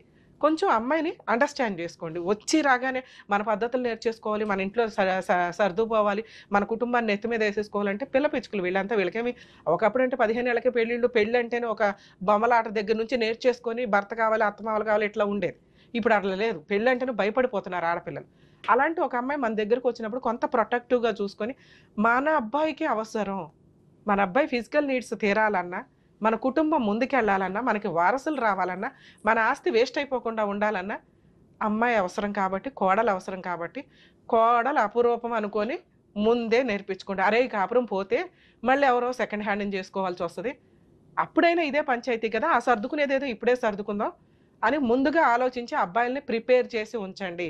ఆ అబ్బాయికి భార్య తర్వాతే తల్లిదండ్రులు, భార్య, ఆయన పిల్లలు, ఒక కుటుంబం, ఇంతే. తల్లిదండ్రులు నచ్చకపోతే అబ్బాయి కాపురం కోసం దూరంగా ఉండడానికి కూడా వెనకాడొద్దండి. ఎందుకంటే కాపురం పోయినాక అబ్బాయి మీ ముందు ఉండి ఉపయోగం ఏముంది. కాపురం నిలబెట్టడానికి ఎన్ని పనులు చేయగలగాలో అంతా తగ్గండి, ప్రాబ్లమే లేదు. ఎందుకంటే మనం అనుకుంటాం మన సాంప్రదాయం ఫాలో అవుతున్నాగా, లీగాలిటీని ఫాలో అవ్వట్లేదు కదా, రిజిస్టర్ మ్యారేజ్ చేసుకోమంటే చేసుకోరు. మరి సాంప్రదాయం ఫాలో అయినప్పుడు ఆ స్టేజ్ ఏంటిది? ఇద్దరు శివుడు పార్వతి కూర్చొని చేసుకునే ఒక పెళ్ళి, మన అంతా వెళ్ళి అక్షింతలు వేసేది ఆ బ్లెస్సింగ్స్. పుట్టుక్కుని సంవత్సరం అవగానే విడిపోయి చేస్తున్నారు. ఏ రకంగా ఇదంతా వర్కౌట్ అవుతుంది? వేరే కంట్రీస్ అన్నీ మన కంట్రీ వైపు ఎందుకు చూస్తాయో తెలుసా? మన సాంప్రదాయాలు, మన ఆచార వ్యవహారాలు, మన బాండింగ్స్, భార్యాభర్తల బాండింగ్స్, కుటుంబ బాండింగ్స్ అవి మొత్తం స్పాయిల్ అవుతున్న సందర్భంలో కొట్టుమిట్టాడుతున్న కోర్టులు కిరకిడలాడుతూ ఫ్యామిలీ డిస్ప్యూట్స్ తోటి. ఒక కేసా, ఒక డిస్ప్యూటా, 5 కేసులు ఫైల్ అవుతాయి. ఇక్కడ వీళ్ళు భయపడుతున్నది ఏంటంటే స్పాయిల్ అయిపోయింది. ఏమీ చేయలేము. ఎందుకంటే పోలీస్ స్టేషన్ దాకా వచ్చినప్పుడు సుప్రీంకోర్టు గైడ్ లైన్స్ కౌన్సిలింగ్లు ఇవ్వమని. ఆ కౌన్సిలింగ్లోనే ఇక్కడ అర్థమైపోతుంది ఆ అమ్మాయికి డే 1 నుండి ఇష్టం లేదు. దయచేసి కనుక్కోండి, ఈ రోజున ఆడపిల్లలు బయటికి చెప్పట్లేదు, వాళ్ళకు ఫ్రెండ్స్ ఉంటారో, వాళ్ళకు పర్సనల్ లైఫ్ ఉంటుంది, వాళ్ళకి ఇష్టం లేకపోతే ఇష్టం లేదు అంతే. ఆ అమ్మాయిని తీసుకొచ్చి బలవంతంగా అసలు అన్నీ చేర్పించి పంపించిన అమ్మాయే సరిగ్గా కాపురం చేయదు. ఇట్లా బలవంతంగా మీ సొసైటీ కోసం, గుడ్విల్ కోసం, లేకపోతే అవతల వాళ్ళ కుటుంబం బాగుంది, ఫైనాన్షియల్గా సెట్ అయ్యారని చెప్పి బలవంతంగా పంపిస్తే ఇలాగే ఏడుస్తాయి. ఎవరి లైఫ్ ఇక్కడ స్పాయిల్ అయినట్టు? మీ అమ్మాయికి ఇష్టం లేదు, హ్యాపీ, కానీ ఒక అబ్బాయి లైఫ్ స్పాయిల్ అయిపోయిందిగా. సొసైటీలో ఎలా చెప్పుకోగలుగుతాడు? ప్రెగ్నెన్సీ వచ్చింది, 2 monthsకే భార్య వెళ్ళిపోయా, అయినా బతులాడి తెచ్చుకున్నాడు, ఏం చెప్పుకుంటాడు? ఏం తప్పు ఉంది ఇక్కడ? లేకపోతే కామన్గా వేసే డైలాగులు ఏంటో తెలుసా, అబ్బాయి సెక్స్గా పనికిరాడండి అని. ఇక్కడ అది కూడా ప్రూవ్ చేసుకున్నారు. అయినా విడిపోయిన కాపురం ఇప్పుడు పెద్దగా అయిపోయింది విషయం. యాక్చువల్గా ఇట్లాంటి కేసులు కలపడానికి ఎక్కువ ఛాన్స్ ఉంటే ట్రై చేయాలి మనం, కానీ ఇక్కడ ప్రొటెక్ట్ చేయాల్సింది ముందు త్వరగా వదిలించుకోండి, కోర్టుల చుట్టూ తిరగకుండా. 3 ఆప్షన్స్లో ఒక ఆప్షన్ ఎగిరిపోయింది, ఎట్టి పరిస్థితులు వీళ్ళు కలవడం కుదరదు. ఇక 2 ఆప్షన్స్లో ఫైనాన్షియల్ సెటిల్మెంట్లు. ఇప్పుడు తను ఒక మాట అన్నాడు, మేడం మేము ఎందుకు ఇవ్వాలి, మా దగ్గరే బోల్డ్ అంత డబ్బు తీసుకున్నారు, మేమే తప్పు చేయలేదు, కోర్టుల చుట్టూ మమ్మల్ని తిప్పి మా లైఫ్ని స్పాయిల్ చేయడానికి. యాక్చువల్గా పాప ఆడబడికి సంబంధమే లేదు, ఆడబడుచు వాళ్ళ ఆయన, పక్కింటోళ్ళు, ఎదురింటోళ్ళు ఎవరైనా పేరెంట్ మాట్లాడితే ఆడకు కూడా పెడుతున్నారు. అయినా పోలీసులు తీసుకోవట్లేదండి, కొంచెం జ్ఞానంగానే ఆలోచిస్తున్నారు. సుప్రీంకోర్టు ఊరుకోవట్లేదు ఎవరిని. ఒకవేళ అలాంటి ఎవరి పేర్లైనా పెడితే హైకోర్టు క్వాష్ పిటిషన్ వేసుకోండి, వాళ్ళ పేర్లు తీసేస్తారు. ఆ అబ్బాయి అమ్మ నాన్న తప్ప మిగతా వాళ్ళ మీద కేసులు పెద్దగా ఎంటర్టైన్ అవ్వవు. ఎప్పుడు ఎంటర్టైన్ అవుతాయి అంటే ఒకే షెల్టర్లో వాళ్ళు ఉంటే కొంత ప్రూవ్ చేసుకోండి అంటారు, కానీ హస్బెండ్ని వదిలేసి మిగతా వాళ్ళందరికీ డిస్పెన్స్ చేస్తారండి హైకోర్టులో క్వాష్ పిటిషన్ వేసుకుంటే, రెగ్యులర్గా కోర్టుకు వెళ్లకుండా. అంటే ఒక 50 సార్లు కోర్టుకు వెళ్ళాల్సి వస్తే ఒక 5 సార్లు వెళ్తే చాలు, మిగతా టైం అంతా మీ ఇంట్లో కూర్చోవచ్చు. కానీ కోర్టుల చుట్టూ తిరిగితే వచ్చే న్యాయానికి మన వాల్యుబుల్ టైము, ఫైనాన్షియల్, కరెక్ట్ అడ్వకేట్లు దొరకపోతే సినిమా, ఇవన్నీ ఉంటాయి. కాబట్టి కొంచెం సెటిల్మెంట్లకి వెళ్ళండి, మీ ఏజ్ని స్పాయిల్ చేసుకోవద్దనే చెప్తాం. ఇక్కడ సెటిల్మెంట్ ప్రాసెస్ కూడా మనం మాట్లాడదాం. వీళ్ళ అదృష్టమో వీళ్ళ కర్మో, అక్కడ డిపార్ట్మెంట్కి సంబంధించిన వ్యక్తి ఇప్పుడు ప్రజెంట్ ఏఎస్ఐ క్యాడర్లో ఉన్న మాంగారు వదిలేస్తారా? ఇదో బిజినెస్ లాగా అది ఎవరైనా కానీ అట్లాగే నడుస్తున్న పంచాయతీ. ఫైనాన్షియల్ సెటిల్మెంట్లు చెయ్యమని ఏ కోర్టు చెప్పదండి. ఈ కేసులో 100% ఆ అమ్మాయికి చిల్లిగవ్వ కూడా రాదు. 2 months మ్యారిటల్ రిలేషన్ కోసం ఆవిడ మెయింటెనెన్స్ కేసు వేసుకున్నా కుదరదు. ఎందుకంటే వాళ్ళు చేసిన పెద్ద మేజర్ బ్లండర్ మిస్టేక్ ఏంటంటే, ఇదిగోండి మా అమ్మాయి జాబ్ చేస్తుంది, ఇదిగోండి 12 లక్షలు పర్సనల్ లోన్ తీసుకునేంత క్యాడర్లో అమ్మాయి ఉన్నప్పుడు అమ్మాయికి మెయింటెనెన్స్ రాదు. లోన్ అప్లై చేసేసి తీసేసుకున్నాం, ఇప్పుడు జాబ్ పోయిందన్న కోర్టు కన్సిడర్ చేస్తారండి. ఎట్టి పరిస్థితుల్లో అమ్మాయికి మెయింటెనెన్స్ రాదు. ఒక అమ్మాయి గెలిచే కేసు మీ కేసులో అదొక్కటే, అది జరిగే పని కాదు. వీళ్ళకి బుద్ధి చెప్పాలి, నాకు ఇప్పుడే అర్జెన్సీ లేదు అనుకుంటే ఆడతా పాడతా ఫైట్ చేసే కేసు. మీకేంటంటే సొసైటీలో ఉన్న అన్ని కేసులు మనయ్యేనేమో అని మనకు కంగారు పడడం వల్ల వీళ్ళు ఏదైతే ఆయన ఒక కార్డు వేసుకొని తిరుగుతున్నారో అదేదో గొప్ప అని మీ ఫీలింగ్ తప్ప పెరటి చెట్టు వైద్యానికి పనికిరాదండి. అలాగే ఆయన ఏమీ చేయలేడు ఈ కేసుల్లో. ఒక నార్మల్ ఫాదర్ అమ్మాయి తరపున వెళ్ళిన వ్యక్తికి ఉన్న రెస్పెక్ట్ కంటే వీళ్ళకి తక్కువే ఉంటుంది. వీళ్ళు పోలీస్ స్టేషన్లకో కోర్టులకో వెళ్ళి బతులు ఆడుకోవడానికి ఇబ్బంది పడతారు. అర్థమవుతుందా మీకు? ఆ లాజిక్ తెలియట్లా.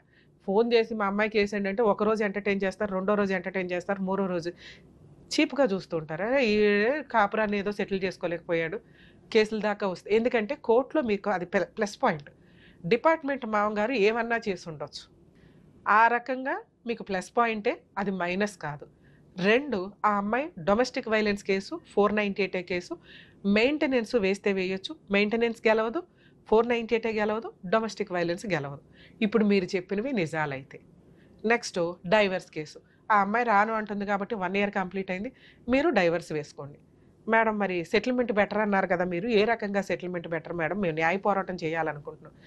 ఈ న్యాయ పోరాటం చేయడానికి మీకు మంచి లాయర్ కావాలి, దానికి కొంత ఎక్స్పెన్సెస్ అవుతాయి, మాకు ఇదే బెటర్ మేడం అంటే తక్కువలో తక్కువ 2-3 yearsలో మీ కేసు అయిపోతుంది. అర్థమవుతుందా? క్లోజ్ అవుతుంది. ఇలాంటి వాళ్ళకి ఇవ్వకూడదని నా ఉద్దేశం కూడా. ఎందుకంటే ఊరికే పెళ్ళిళ్ళు చేసుకొని అటు ఇటు అంటే అవ్వదు కదా. నీకెంత ఖర్చు అయిందో వాళ్ళకి అంతే ఖర్చు అయింది. కానీ ఇక్కడ కొన్ని చిన్న చిన్న లూప్ హోల్స్ మాట్లాడుకుంటే ఆ అమ్మాయి ఫిజికల్గా కొంత మీతో పిల్లల్ని కనటానికి కూడా ఇదయ్యింది. అలాగే ప్రాపర్టీ గురించో ఇంకొకటి గురించో వాళ్ళ అబద్ధాలు చెప్పినప్పుడు మీరు కూడా కొంత అడిగారు. అడగటం మీ హక్కే. పెళ్ళిళ్ళ టైంలో మీరు ఏది మాట ఇస్తారో అది పెళ్లి టైంకి చేసేయండి. ఆ విషయాల మీద గొడవలు పడి అనవసరంగా కాపురాలు నాశనం చేసుకోవద్దు. పెళ్ళప్పుడు ఏదో ఎచ్చులకు చెప్తారు, మేము ఇది ఇస్తాం అది ఇస్తాం అది ఇస్తాం అని. పెళ్లి టైంకి ఇచ్చి పడేయాలి. అది దాన్నే స్త్రీధనం అంటారు. ఆ పిల్ల తీసుకొని వెళ్ళటం అనేది ఆ టైంకి ఆ అమ్మాయికి ఇష్టం.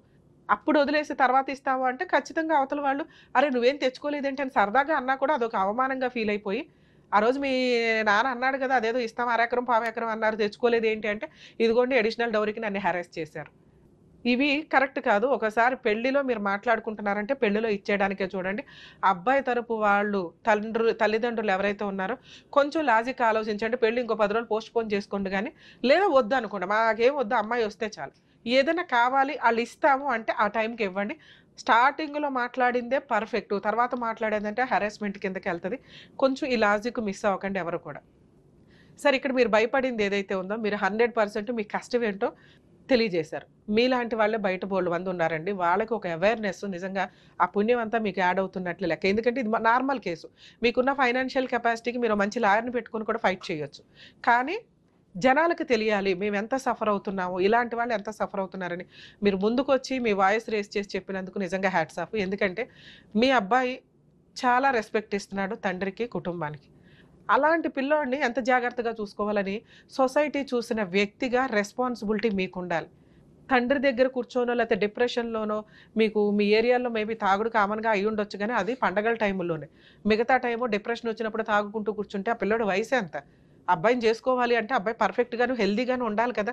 మీ ఏజ్కి వచ్చేసినాక మీరు తాగితే పర్లేదు కానీ అతని బాధలో తట్టుకోలేని పరిస్థితులు ఎవరికి చెప్పుకోవాలో అతనికి అర్థం కావట్లే. అలాంటి సీన్ ఆ పిల్లోడికి రావద్దు. ఎందుకంటే ఈ రోజున అలాంటి పిల్లలు దొరకట్లే. అంత పద్ధతిగా పెరిగి నాన్న మమ్మల్ని కొట్టి పద్ధతిగా పెంచాడండి అనే సిచ్యుయేషన్లో అతను పర్ఫెక్ట్గా పెరిగిన వ్యక్తిని అతన్ని మిస్యూజ్ చేస్తే ఎట్లా మనం? ఇక లీగల్ ఇష్యూస్కి వస్తే సార్ అతను ఏమీ చేయలేడు, కంగారు పడొద్దు. ఈ కేసులో సెటిల్మెంట్ వద్దని నేను ఎంత బాగా చెప్తున్నానో మిమ్మల్ని ప్రొటెక్ట్ చేయడం మీ అబ్బాయిని ప్రొటెక్ట్ చేయడం అవసరం కాబట్టి ఒకవేళ 1 yearలో అయిపోయే కేసులు అయితే ఫైటింగ్ చేయమని అంటాం. మనకి కామన్ కూడా వచ్చే వరకు ఈ తలనొప్పులు తగ్గవు. ఇతను డిప్రెషన్లోకి వెళ్ళిపోతాడేమో అని నా బాధ. ఎందుకంటే ఏ తప్పు చేయకుండా 3 కేసులు కోర్టుల చుట్టూ తిరగడం అంటే మామూలు విషయం కాదు. ఎందుకంటే మీ ఫ్యామిలీ మెంబర్స్ ఎవరు తిరగాల్సిన అవసరం లేదు. ఇందాక నేను చెప్పాను హైకోర్టులో క్వాష్ పిటిషన్ వేసుకుంటారు. ఇతను కూడా అవసరంలా. కానీ అడిగే వాళ్ళు ఒకళ్ళు ఉంటారు, ఏం జరిగిందిరా కేసు ఏమైందిరా అని. పిల్లాడు ఇంపార్టెంట్ కాబట్టి కొంచెం ₹1 అటు ఇటుగా వాళ్ళు ఒక రీజనబుల్ ఫిగర్కి వచ్చారు, మీరు ఒక ఫిగర్ చెప్పండి, ఆ ఫిగర్కి వచ్చేదాకా ఫైట్ చేయండి. ఆ ఫిగర్కి వాళ్ళు వస్తే ₹1 అటు ఇటు అనుకుని, ఎందుకంటే మీరు ఫ్రెండ్షిప్లోనే ఎక్కువ పెట్టేశారు. పిల్లాడిని కాపాడుకోవడం కోసం పెట్టరా? అనవసరంగా డబ్బు తీసుకున్న వాళ్ళు ఎవరు బాగుపడరు. దీనికి ఒక రీజనబుల్గా మీరు ఇష్టపూర్వకంగా ఒక ఫిగర్ అనుకొని మ్యూచువల్ డైవర్స్కి వెళ్ళిపోవడం బెటర్. లేదు రావట్లేదు మేడం వాళ్ళు ఎంత అంటున్నారో అక్కడే కూర్చుంటున్నారు, ఫైటింగే చేయండి సార్. 100% అన్ని కేసులు మీరు గెలుస్తారు. తక్కువ రీజనబుల్ ఫీజెస్ తోటి. ఆ రీజనబుల్ ఫీజెసే అవ్వకుండా చూడండి అనేది. అక్కడ ఇచ్చేదేదో ఇక్కడ ఇస్తే పిల్లోడు సేవ్ అయిపోతాడు. మీ కేసులో నేను మ్యాక్సిమం అనుకోవడం 5 to 10 వరకు కూడా రీజనబుల్ ఫిగరే అని. వాళ్ళు 50 అడిగారు, 1 CR అడిగి అన్నీ నామకే వాస్తే వ్యవహారాలు. కానీ కోర్టు దగ్గర వచ్చినాక ఏమీ చేయలేమని వాళ్ళకి అర్థమవుతుంది. మీకు ఎంత లీగల్ ఎక్స్పెన్సెస్ అవుతాయో అందులో 3 వంతులు వాళ్ళకే అవుతాయి. ఒక 498 కేసు వాళ్ళకి ఫ్రీ కేసు ఏమో కానీ డొమెస్టిక్ వైలెన్స్, మెయింటెనెన్స్లు ఇవన్నీ వేయాల్సి వస్తే, డైవర్స్ కేసులు ఇవి ఫైల్ చేయాల్సి వస్తే ఆటోమేటిక్గా అవుతుంది. రీజనబుల్ కాజు లేకుండా ఆ అమ్మాయి ఏదో ఎవిడెన్స్లు రికార్డ్ చేసుకొని రెచ్చగొట్టి మాటలన్నీ రికార్డ్ చేసినవి ఏవి కూడా కోర్టు పెద్దగా కన్సిడర్ చేయదు. మీరు టెన్షన్ పడాల్సిన అవసరమే లేదు. కుదిరితే ఫుల్ అండ్ ఫైనల్ సెటిల్మెంట్, లేదా 100% ఫైట్ చేయండి. ఈజీగా గెలుస్తారు వితౌట్ మెయింటెనెన్స్. సరేనా? ఆల్ ది బెస్ట్ అండి. సార్ ఏ కేసులోనైనా ఫ్యామిలీ మ్యాటర్స్ విషయానికి వచ్చేసరికి కొన్ని రీజన్స్ ఉంటాయి.